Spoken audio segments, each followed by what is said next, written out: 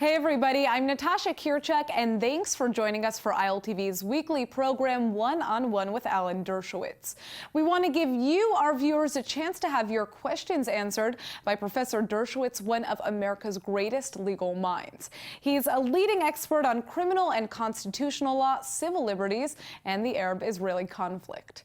Hi, Professor Dershowitz. It's so great to see you again. Likewise.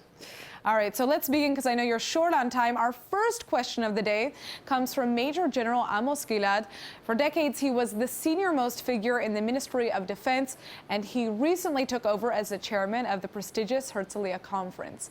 Ironically, he's always been worried about the stability of Israel's neighboring countries, but today he's concerned about a whole different region. Hello, good evening. I'm Major General Amos Gilad, General Reserve. How are you? I am chairman today of the Herzliya Conference. Till today is very successful. I would like to ask you whether the famous system of the United States, the legendary one, that is based on checks and balances, still exists, still prevails based on the known and current challenges. And you know what I mean. I'm expecting your answer. Thank you very much. Bye-bye. Great question. Our system of checks and balances is very healthy because it extends well beyond just the legislative, executive, and judicial branches of the government. Today, the legislature and the executive are in the hands of the same party. Also, the judiciary is soon going to be in the hands of the Republican Party. But our system of checks and balances goes beyond the three branches. It includes the media, which has been very, very tough on the current administration. It includes the academy, which has been very, very tough. It includes the economy. It includes churches, synagogues, mosques. It includes states, which have been much more aggressive through their attorney generals in challenging this administration. And so I do think that checks and balances are alive and well in the United States, but the ultimate check is the electorate. And there have to be periodic elections. There was just an election in Georgia, which was a referendum in some ways on the Trump administration, and the Trump candidate narrowly won in a district that has been Republican for a long time. There'll be more elections coming up, and then of course in 2018 we have the by-elections, in 2020 the presidential election. So our system of checks and balances is alive and well and operating relatively efficiently. And if you don't believe it, ask President Trump. He certainly sees that he's being checked and balanced at every point. Even his own Republicans in the Senate and House are serving as something of a check on excesses. There's always concern that a president can act too powerfully and too aggressively, but right now, the system of checks and balances is alive and well. Now, Professor, you've been outside of the United States for the past couple of weeks, and now that you're back home, how do you see the political fight affecting Donald Trump? Well, I think the Democrats are trying to weaken Donald Trump in the same way the Republicans tried to weaken Bill Clinton by the absurd impeachment for having, sexual contact with an intern. Both parties have adopted a tactic of trying to weaken the president by attacking him and arguing that he's subject to criminal prosecution. The same thing's happening in Israel. The elected Prime Minister of Israel is being attacked both from the right and the left by, in my view, absurd charges that are not criminal in nature. And my answer always is don't criminalize political differences. If you have political differences with people, argue against them in the court of public opinion, argue against them at the ballot, but don't try to introduce the criminal process as a way of either filling gaps in existing law or trying to undo legitimate elections. So I think that the current campaign by Democrats to try to get the president indicted or impeached is hurting the Trump administration, but that's a common tactic used by each side against the other, and I'd like to see it stop. All right, thanks for the response, Professor. Now, let's turn to our next question, which also comes from a great American figure and a friend of yours. Judith Miller is an author and commentator on Fox News, who is also a fellow at the Manhattan Institute. She wants your take on something vital to the future of American-Israeli relations. Hi, Alan. It's your friend Judy Miller. The last time I saw you at Fox, we were in New York, but right now I'm here at the Herzliya conference, and I'm on a panel this afternoon speaking about the legacy of the peace process and lessons to be learned. And so I guess my question and the issue I'm obsessed with these days is, should Israel be worried about President Trump and where President Trump is heading?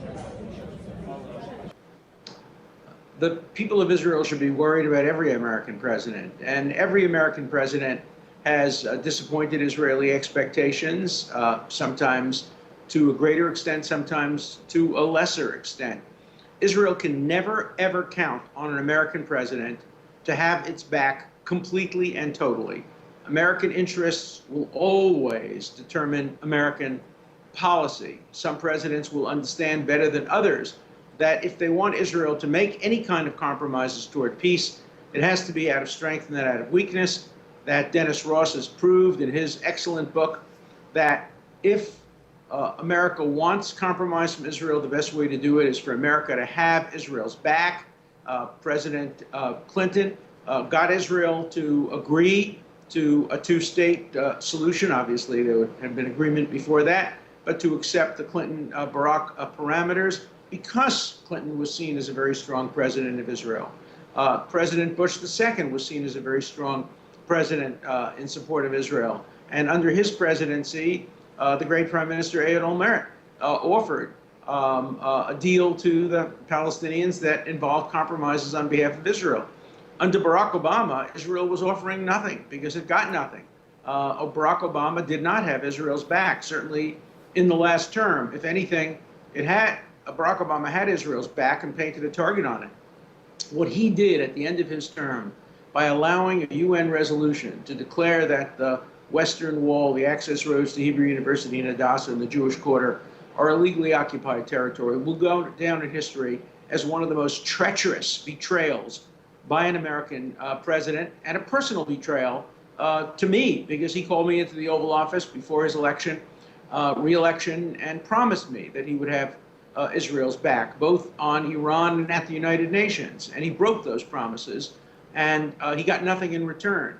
Barack Obama was one of the worst presidents in American history with regard to Israel and regard to the Middle East. He failed miserably on the Middle East. He managed to turn virtually every country in the Middle East against him: Jordan, Egypt, the Emirates, Israel. The only country that really supported him on the Middle East was Iran. That's one heck of a legacy for a president of the United States. So I'm very disappointed in what Barack Obama did, particularly in his last term. And the caution is never to count on an American president. Israel has to be self-sufficient. It cannot count on the kindness of strangers or of friends. It should always seek the support of the United States, its strongest ally, but it should always have Plan B to operate even in the absence of strong support from any incumbent American president. All right, Professor. Our next question comes from a dynamic person who's dedicated to promoting Israel and combating anti-Semitism. Adam Milstein is the chairman of the Israeli-American Council, so let's hear what's on his mind. Shalom, Ellen. It's great to be on your show. Obviously, you know me. We've been partners in action for several years, but to whoever doesn't know me, I'm Adam Milstein. I'm the chairman of the Israeli-American community in the United States, a community of 1 million people, and we have been growing all over the United States. We are considered the fastest growing Jewish organization in the United States.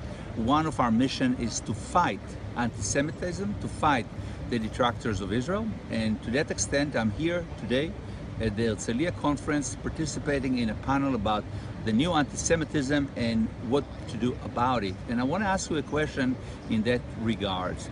Anti-Semitism is coming from three different streams of life. One is the radical right, the people that have been anti-Semites for the last 2,000 years in the world and the last 200 years in the United States.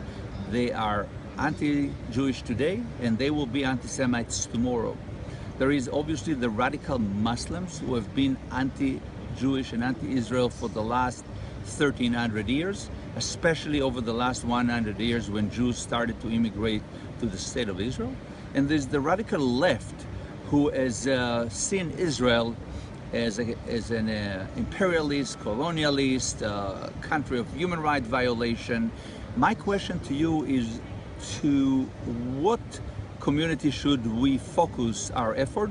One of them, all of them, and what strategies should we use for each one of them or all of them together? That's a great question, and you do great work, and we've worked together on a lot of issues. I want to focus on a fourth form of anti-Semitism, which is a variation of the third that you mentioned. You mentioned anti-Semitism from the left. It's divided into two forms. One, overt anti-Semitism from the hard left. We see it on college campuses. The University of San Francisco is now being sued for promoting anti-Semitism on the campus. The president of the university is being sued, and rightfully so, for tolerating anti-Semitism. And that raises the fourth type of anti-Semitism, and that is a new tolerance for anti-Semitism by people who themselves are not anti-Semites. The personification of that is Bernie Sanders. Bernie Sanders isn't an anti-Semite. He doesn't love Israel, but he's not an anti-Semite. And yet he went off to England to campaign for the election of Jeremy Corbyn, who is an anti-Semite, and who runs a party that today has been extremely tolerant of anti-Semitism. And so the Bernie Sanders type of anti-Semitism manifests a new and very dangerous form. That is, not anti-Semites accepting, tolerating anti-Semitism, whether it be people who like music, tolerating the anti-Semitism of Waters and Pink Floyd, whether it be people who like movies, tolerating the anti-Semitism of Oliver Stone, when he says that Israel did more to influence the election in 2016 than Russia. There are so many other forms of people tolerating anti-Semitism by those whose policies and ideologies they agree with. Bernie Sanders would never have campaigned for a socialist, somebody who he agreed with, who was a sexist, who was a racist, who was a homophobe, who was anti-Muslim. But he was perfectly comfortable campaigning for an anti-Semite. That manifests the newest form of toleration for anti-Semitism, and we have to shame people who tolerate anti-Semitism, shame people who are prepared to support anti-Semites despite the fact that they themselves are not anti-Semites. We have to remember that anti-Semites come to power historically not because people are anti-Semites, but because people don't care about anti-Semitism. And they vote for anti-Semites, not because of their anti-Semitism, but despite it or ignoring it. For Bernie Sanders, anti-Semitism is a low issue on the priorities. Anti-Israel, anti-Zionism, he doesn't care about it. He cares more about his social reforms. And so he's prepared to go and campaign for a bigot and an anti-Semite. Shame on Bernie Sanders, and we have to shame him and others. We have to shame people who are prepared to support Keith Ellison for being chairman of the Democratic Party. Keith Ellison has a long, sordid history of complicity in anti-Semitism, and yet many liberal Democrats supported him for the chairmanship of the Democratic Party. Now, you mentioned San Francisco, and I want to dig even deeper. As you said, a group of students from San Francisco State University are suing the institution for an alleged atmosphere of anti-Semitism. Now, how will a case like this one specifically affect academic freedom? And in your opinion, will anything come out of this? Well, I hope so. The suit is a very carefully tailored suit. It doesn't impinge on academic freedom. What it talks about is the universities denying people free speech under the First Amendment, denying pro-Israel speakers like the mayor of Jerusalem the opportunity to present his position. The university administration, the president of the university, not really doing anything about it. Jewish students being physically assaulted, physically harassed, and the university doing nothing about it. This is an interesting lawsuit that may help make some good law, drawing a line between what is academic freedom, freedom of ideas on the one hand, and what is censorship against pro-Israel views, what is physical violence. You know, students on the left demand safe spaces for ideas. There's no room at university for safe spaces for ideas, but you need to have safe spaces, physically safe spaces, so that pro-Israel students don't feel physically intimidated, don't feel physically threatened. At the University of San Francisco, Jewish students did feel physically threatened. That has to stop. I hope this lawsuit brought by a very, very good organization that fights against lawfare and uses lawfare to fight against bigotry. I hope this lawsuit will succeed and will send a powerful message to universities around the world that censorship of pro-Israel views can't be tolerated and physical intimidation of Jewish students can't be tolerated. All right, Professor, now you just came back from a 3-week visit to Spain, France, Vienna, and London. So our next question comes all the way from Europe. Alan Mendoza is the executive director of the Henry Jackson Society in the UK, a nation that has seen a major spate of terror attacks over the course of the last year. So let's hear what he has to say. Hello, Alan. This is Alan Mendoza from the Henry Jackson Society in London. Good to hear that you've just been with us once again visiting the country. As you know, the Henry Jackson Society has been doing a lot of work on security, and given the recent terrorist outrages in London, I'm curious about your views in the debate on security versus liberty. We have an ongoing debate about how far we should be responding to terrorist attacks in terms of beefing up what the security services can and cannot do in terms of monitoring and surveillance in particular. I'd like to know your legalistic thoughts on where that line should be drawn in the UK context specifically. Thank you.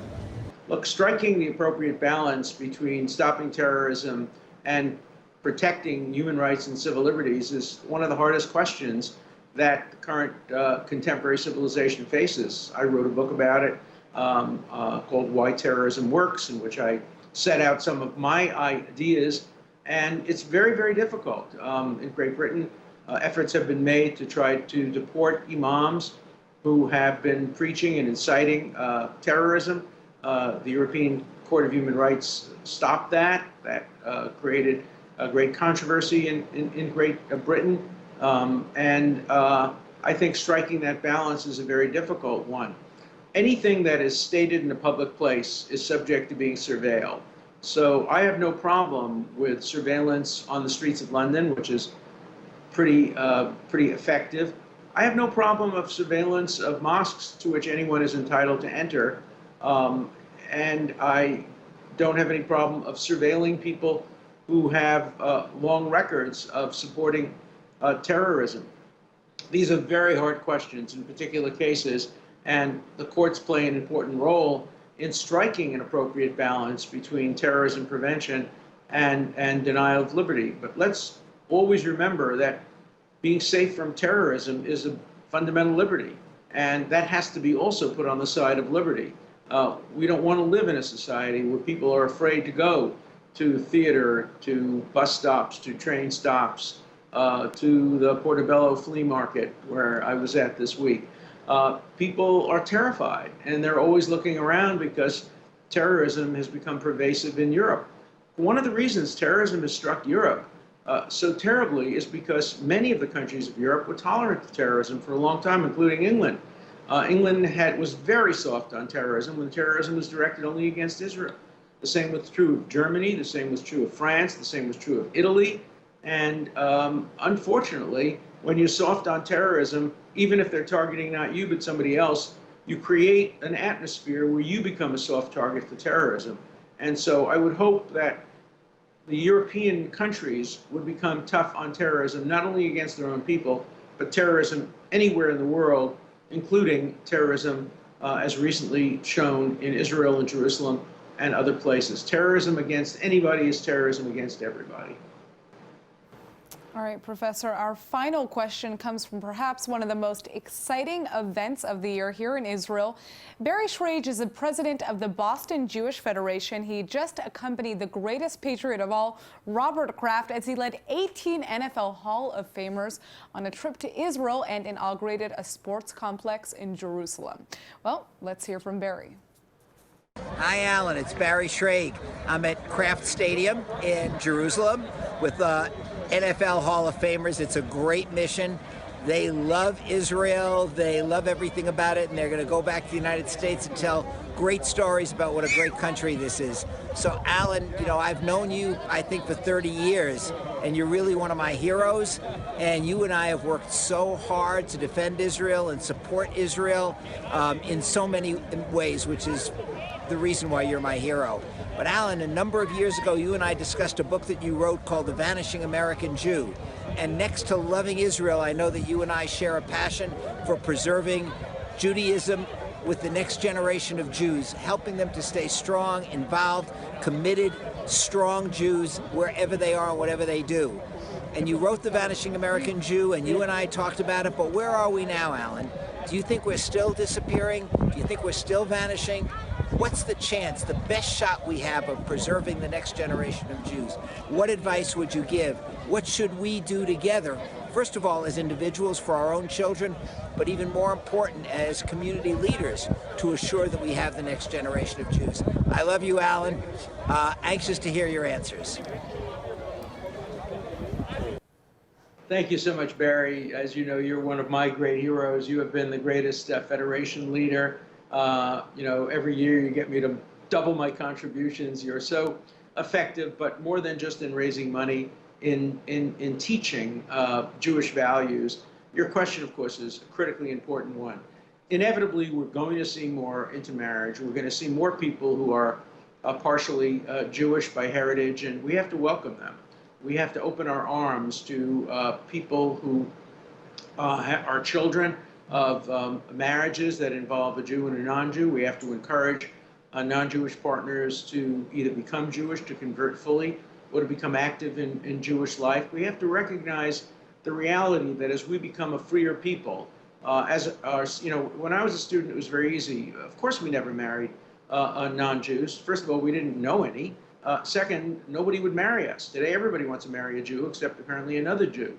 Our children no longer go just to parochial schools where they meet other Jews. They go to Harvard and Princeton and Yale, and they meet and marry other people. We have to recognize that reality and be more and more inclusive. Talking about the Patriots, one of the greatest Patriots in history is Julian Edelman, who helped the Patriots win numerous titles. And he's a guy who identifies with his Jewish heritage, even though it's not a complete Jewish heritage, halakhically. And we have to be more open to people who seek to identify with their Jewish heritage, even if they're not halakhically Jewish within the Orthodox and conservative tradition. The Reform tradition, of course, has a different approach.